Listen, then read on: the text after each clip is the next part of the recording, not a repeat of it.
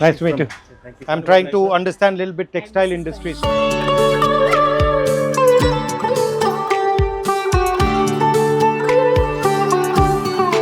These are from Andhra. So these are kalamkari patterns. These are Ajrak print, Gujarat in Kutch. This is Jamdani from West Bengal.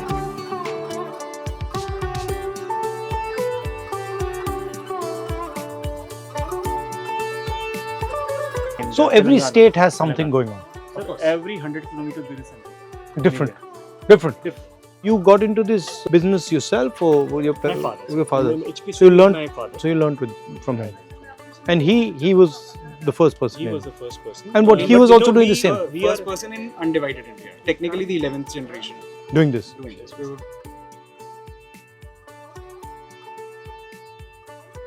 This is man-made or this is natural? natural. These are all All 100% premium cotton. All cotton. This is 100% lawn. cotton. This is lawn. जो Doesn't feel Pakistan like में cotton बोलते हैं at ना all. कि Karachi lawn, Hmm. ये वो lawn है, but वो इंडिया से जाती है. अच्छा.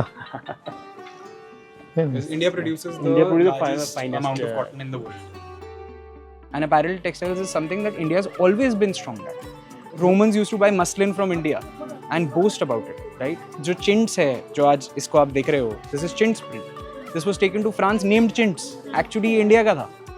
I'm very happy somebody is taking a focus on it. Everybody knows the big fashion designers, but people don't know who's aggregating those fashion designers. I'm thankful that somebody is taking out that time to know about that. So about 93% of cotton produced in India is BT cotton. BT cotton is from a strain of cotton that was produced by Monsanto. Yeah. Okay. And 93% Monsanto का cotton है. जितनी बार हम cotton का बीज बोलते हैं India में, उतनी बार हम US को पैसा देते हैं. Our native strains are dead. How much money goes to the US because of this BT cotton? Couldn't say. But 95% production is. So it's billions of dollars. Now that India is becoming its own global leader and future यही है, we should start promoting our own cotton. Not that cotton strain from That outside. is the thought process. कि अगर ये हो तो और better हो जाएगा. Then we have variety of cotton. And Kala cotton requires like I think 70-80% less water than it. आज सबसे बड़ी समस्या ही पानी. जैसे मैंने बताया कि BT cotton is cotton from outside of India, right? वैसे similarly all certifications governing जो हमारी factory को govern करते हैं are from outside of India. Every single time we get a certificate or a factory gets a certificate, money is going directly out of India. Government could technically make a self-governing certification body. The auditing can be done by international standards but run by the Indian government for Indians. So who is the competition to India? The Chinese, Bangladeshis, or is it everybody's doing their own Of thing? course, China is it's a big competition. The reason behind is Their machinery is little more stronger. The finishing edge is more stronger than India. So that is the reason they do. Bangladesh is cheaper is because they import from China and they make it there. Add value Very addition. cheaper. Value addition is the Indian strength. That is the reason we are still surviving.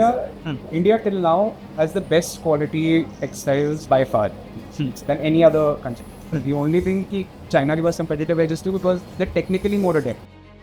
And the scale, theirs is bigger or is the same? China is much larger. Much bigger. Like what? How much? What is the difference? So just to let you know, India does roughly 15 billion in textile and apparel export. China does roughly 70 or 150 billion.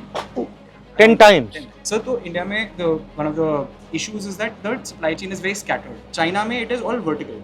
The one floor is doing dyeing, one floor is doing weaving, one floor is doing yarn cutting.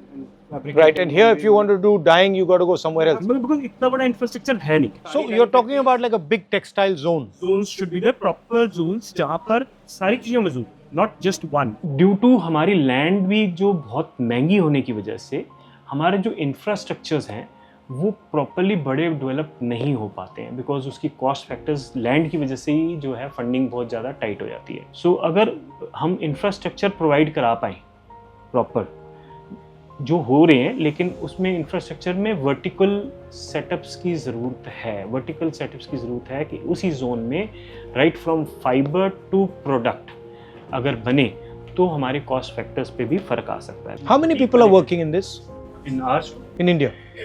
Massive. मतलब कितने? What? Odds. You can imagine if it's a 50 after agriculture. yeah, it's Biggest. second largest economy. And what are your comments on the different parts of the value chain? Farmer, producer, designer. What is Farmer it? is grossly underpaid. Huh. Actually, this is where India loses out is because अगर cotton produce हो रहा है and cotton fabric बिक रहा है तो उस बीच में एटलीस्ट 10-20 हैंड्स get changed. इस logistic supply chain को we need to shorten. Otherwise, it is going to be incredibly hard कि हम farmers को कुछ दे पाएं. And how do you shorten it? So technically, government should do processing houses. The same idea you're saying. Put it all together. Okay. Thank you very much. Lovely to see you. Thank you, ma'am. Thank you. Nice to meet you. Thank you so much. Yes. Our hope is that of course the voices get heard and practical things get implemented. हमारे पास integrated structures को support मिले। हमारे जो textile industry है वहाँ पर R&Ds के लिए, रिसर्च एंड डेवलपमेंट के लिए कुछ हेल्पिंग सेंटर्स हों, जैसे गवर्नमेंट की तरफ से बेस्ट ऑफ द मशीन्स हों, वो सपोर्ट लेवल गवर्नमेंट लेवल चाहे स्टेट गवर्नमेंट या सेंट्रल लेवल से दें, वो इंडस्ट्री वहाँ पर बहुत अच्छे से फल फूल सकती है। So I'm glad that somebody is making and taking out that effort, and hopefully that can result in a better future for apparel and textiles in India.